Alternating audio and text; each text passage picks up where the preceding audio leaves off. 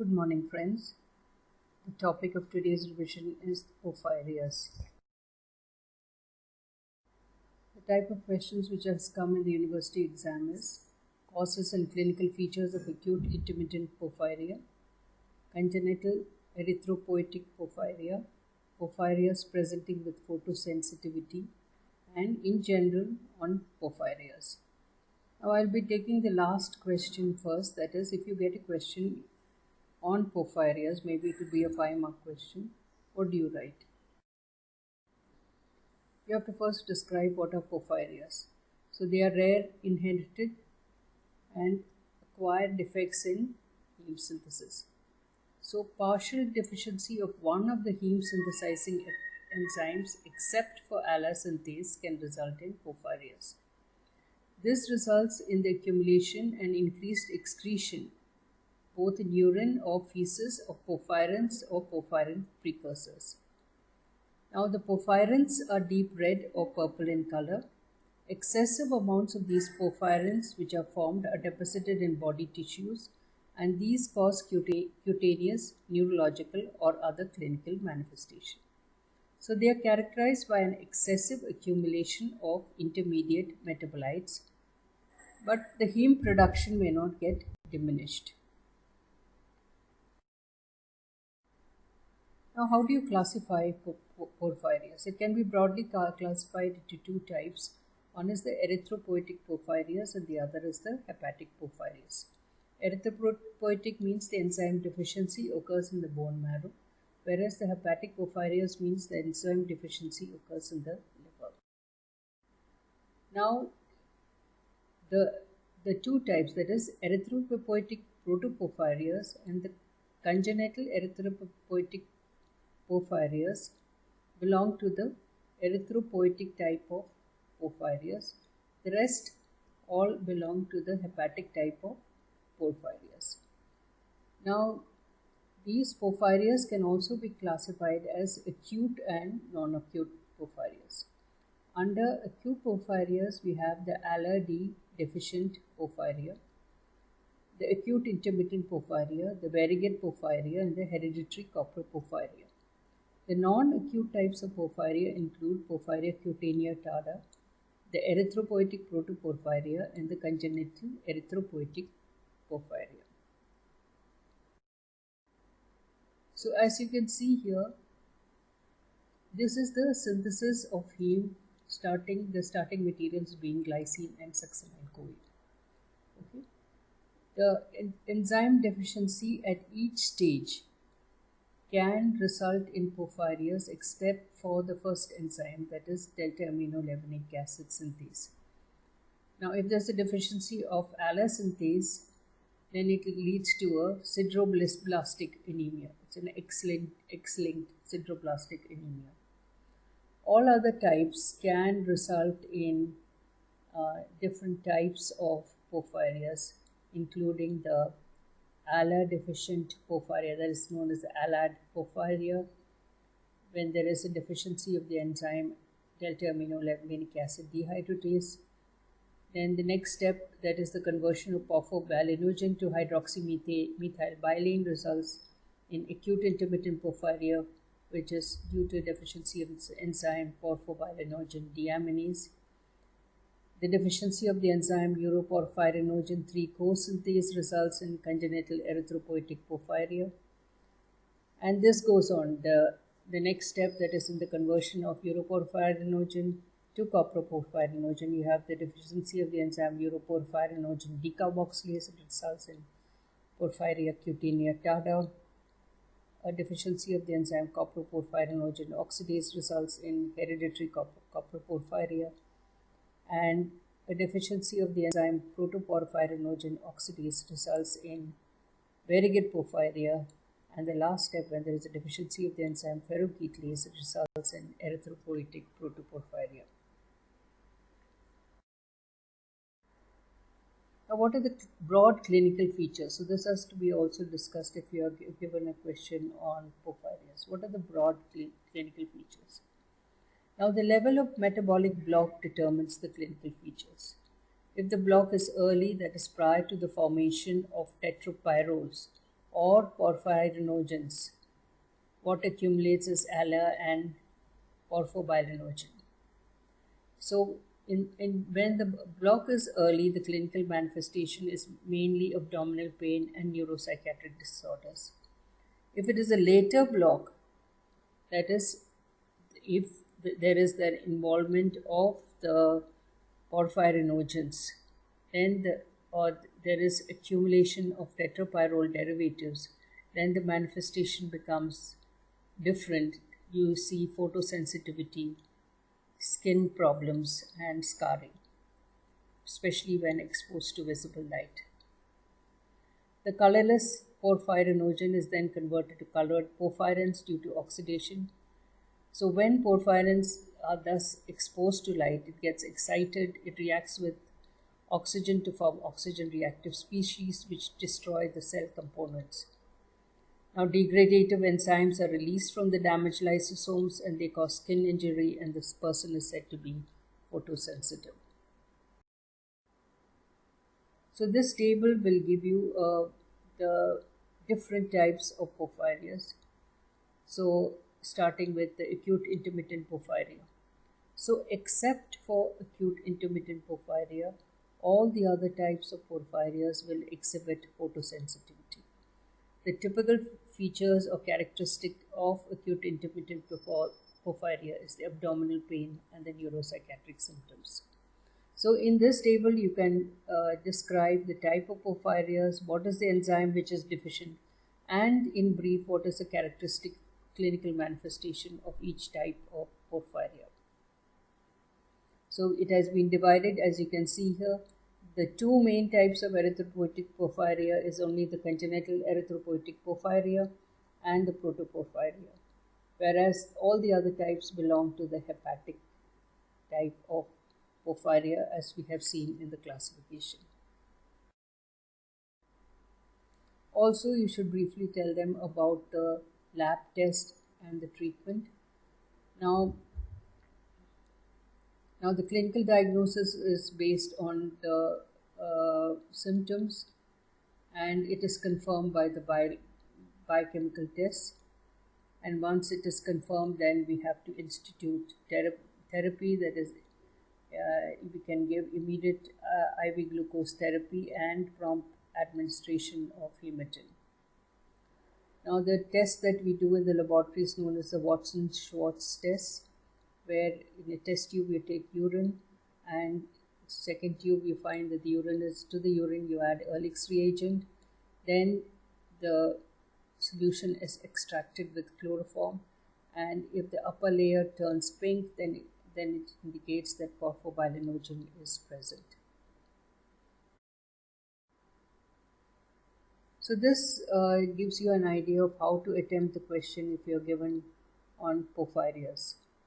Now the second was the first question which I had given, which was there in the university exam, was the causes and clinical manifestation of acute intermittent porphyria.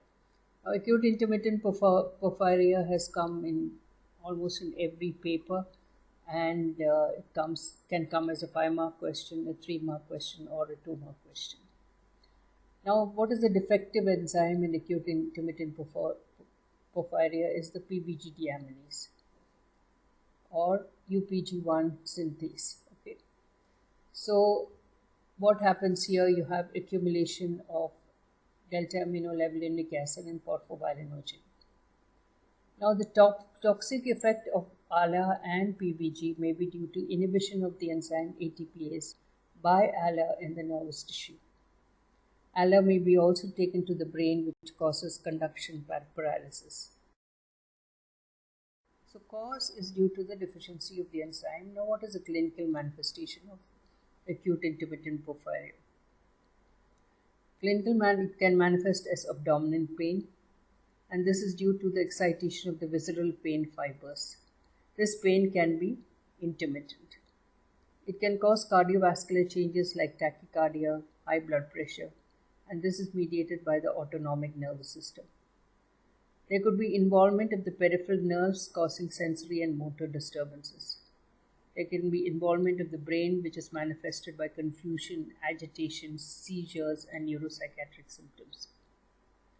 So now the ALA and the PBG, which accumulates in the body tissue and fluids, can impair the function of the abdominal nerve and the central nervous system, resulting in these symptoms. Now, excessive amounts of ALA and PBG excreted in the urine during and after acute attacks. Now, one thing to remember about acute intermittent porphyria is the subject is not photosensitive. So, it does not show photosensitivity. Why? Because the metabolic block lies early in the pathway. The urine samples are colorless, but on standing, it can increase in color intensity. The conversion of porphobilinogen to porphobilin is due to photooxidation, and it can be precipitated by drugs like steroids, alcohol, barbiturates, and sulfonamides. What is the treatment for acute intermittent porphyria? If it is drug induced, we have to withdraw the offending drug. Infusion of hematid, because that represses the enzyme ALA synthase. Now the attack may be precipitated by starvation, so giving a high carbohydrate diet can alleviate the symptoms. Intravenous glucose is effective in acute attack, and intravenous heme is also effective in reducing ALA and PBG excretion. So something to remember about the acute intermittent porphyria is the 6 P's. Firstly, porphobilinogen deaminase deficiency, first P. Second, pain in the abdomen, which is intermittent, but most common in 95% of patients. Psychological symptoms like anxiety, agitation, etc. Peripheral neuropathy, you can have numbness. Then P abnormality, that means you can have dysuria or urinary retention or incontinence or dark urine. It is precipitated by drugs like barbiturates, oral contraceptives, or sulfur drugs. So these are the 6 P's by which you can try to remember some of the clinical manifestations of acute intermittent porphyria. So now the other question which has come in the university exam is the porphyrias which show photosensitivity. Or you can get any of these porphyrias as a short note. So you can see that except for acute intermittent porphyria, you can see from this table, all the other porphyrias exhibit photosensitivity. So if you are given a 5-mark question on the porphyrias which exhibit photosensitivity, you need not write about acute intermittent porphyria, but you have to write about all the other types. That is from starting with porphyria cutanea, hereditary coproporphyria, variegated porphyria, congenital erythropoietic porphyria, and protoporphyria. Now, you've been asked a question on erythropoietic porphyria, so I'll first discuss that, and then I'll go briefly to the other types. Rest you can read from your text. Now, this congenital erythropoietic porphyria is also known as Gunther's disease. So, this has come as a separate question. It's a rare disorder. The inheritance is autosomal recessive. Now, except for congenital erythropoietic porphyria and ALA-D porphyria, all the other type is the inheritance is the dominant trait. All of them show a dominant trait.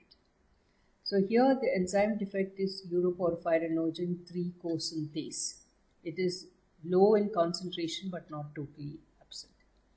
Because of this absence of uroporphyrinogen 3 co-synthase, the usual type 3 isomers are not formed, and it is diverted to the unusual type 1 isomer.